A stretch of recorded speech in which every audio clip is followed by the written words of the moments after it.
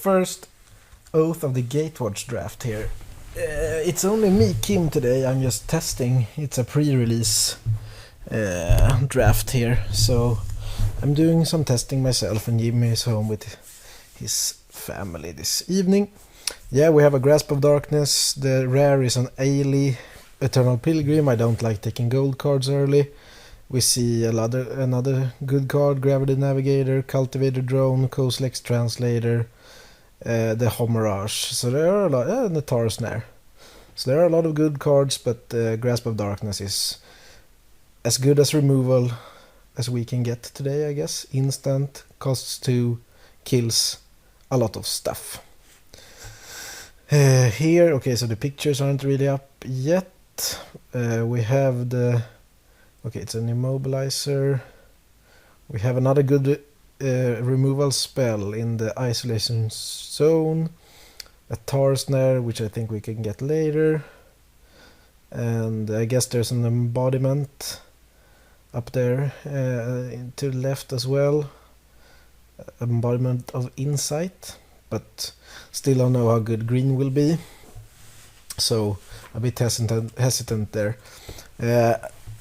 The decks I think are really good are blue-black Devoid or blue-black colorless. There are also the white-black Alley life gain deck that is still on the same track as it was in Battle for Zendikar, and it has just gotten better, I think. The Devoid decks are probably still good, but I don't know how big of a change it has been to like red-green and white-red and the aggro decks. We'll see. But we're starting out here with a few removal spells. Okay, Blinding Drone I like. If you can get some colorless sources, the Blinding Drone is a very cheap and effective tapper. Good in a control deck, good in a tempo-based deck. And good together, and I like blue and black together. Hedron Alignment will not be limited playable. Don't like Witness the End that much, so taking the Blinding Drone just because I think that blue-black has the potential to be really good, actually. Havoc Sower is another good card. It's a hill giant that can grow infinite big as long as you have a lot of mana. Like that card. I've only played a little sealed before on the pre-release, so this will be my first real draft. But the Havoc Sower, I know, is a good card. So we'll see if we can... I don't think white-blue is that good anymore. Not as good as it was in Battle for Zendikar. There it was top 3, I think. Now it has not gotten that much new cards. Except for like removal, but I mean, it doesn't have to be white-blue to play that. So we'll see if black-white is a good deck, blue-black is a good deck, and I guess white-blue is still fine. But we'll see how the cards line up here. Crumbling. If you go a lot of Devoid, you really need to pick up some of the non-wastes, but that are like a waste but with upside. The things that tap for strictly colorless mana, but also does other things like fixing your color and so on. But we'll see if we really get to being the Devoid deck, which I think I'm going to like. Okay, we see another Blinding Drone. We see I like the Kozilek's Translator is also good, and we have another Tar Snare. So this is like the third Tar Snare we have gotten past, which seems like black should be pretty open from the right. Hopefully even in the last pack. I have one Blinding Drone, so maybe it's time to start actually taking cards that can produce the strictly colorless mana. Therefore I'm taking the Translator. So now we at least have something that can activate the Havoc Sower and the Blinding Drone. Putting the removal to the right, just to keep in mind how many spells I have. Gravity Navigator is also Negator is a good card. it's a 2/3 flyer for 4, which is fine. You always played the Griffin in the white-blue decks, and now you can also like pick up an Eldrazi and give it flying and just get in for a bunch of damage. Here I'm picking up the Holdout Settlement. It's a strictly better wastes, unless you really care about wastes, because it can also produce colored mana. I could take a waste, even though I'd rather not play with wastes. Sky Scour is probably pretty good if you have a good curve of creatures and spells that are devoid. Otherwise it's not that good. But we'll see. It looks like our deck is, except for the removal spells, so far all our cards are actually devoid. Now it's just some green floating around, so maybe it's time to pick up some lands, or I'm not going to play the enchantment, I think. I don't like auras. Witness the End, maybe sideboard card against control or something. Don't like to main it, because it's like a mind rot that's more expensive. The exiling part, because there are not any processors in Oath, so you will probably don't get that many, even if you get some from Battle for Zendikar booster. Okay, 1, 2, 3, 4, 5, 6, 7, 8 playables. The Soothsayer is very good, but maybe not in my deck, because the Oblivion Strike looks better. We have another Blinding Drone, but here I'm going to take Oblivion Strike. Heals everything, which is very significant. Another card that produces and another tapper. But the Cultivator Drone looks like it's good on the curve, and it also works together with our Blinding Drone and Gravity Negator and Havoc Sower. So this is actually starting to come together, I think. Fine with Oblivion Strike 2 is that it's colorless. Yeah. Here we have Sweep Away and Warping Whale. I think I like Sweep Away better. It's just so good tempo swing. If something is attacking, you put it on the top of the library, which actually negates the mana spent and the next card draw. You will know what. Another Translator is the pick here. Flaying Tendrils I don't really like as a main card. I think that's more sideboard. Good to put in against the alley decks, or token based decks, I guess. And a late Havoc Sower, also the Endurance, which I like, and the land is also good. This Vampire Envoy is very good, but it's better in the cohort or alley decks. I would play it even in this deck, but if I can choose the Void card, I'm taking the Void card over it. The Havoc Sower is just a good finisher. That's also very good with the Gravity Negator, because you can lift it up in the air to give it flying and then just pump it a lot of times. If you get, so now we have another Cultivated Drone, which actually, as it sits now, we have 1, 2, 3, 4, 5 ways to get strictly colorless mana. Here we have another Settlement, which I think is better than the Lantern. I want to play creatures on the curve. Yeah, now I think we have support for the Walker of the Wastes, actually. Even though we don't have to play Waste, it's still a 4/4 trample for 5. And we have 5 ways to tap for it as it sits. Could potentially play the Waste, but I don't think we're going to do it. But maybe we need it, we'll see. Removal looks pretty good, wouldn't mind something more. Don't really like Pathfinder, but the Scourer looks... Actually, I wouldn't mind playing 2. It looks pretty good in our deck. Now maybe take the Pathfinder, but probably not going to main that card. Witness the End, another one. Maybe just take Oath of Jace if it's constructed playable later, maybe. Yeah, this Sky Scourer, we're going to take it, but if I would like to get a better playable than the third Scourer. Yeah, hopefully we do. Yeah, the Endurance came back. That's a really good card. Cheap, effective, works as removal. You can save something against removal. You can trade up and so on. Wouldn't mind playing one of those.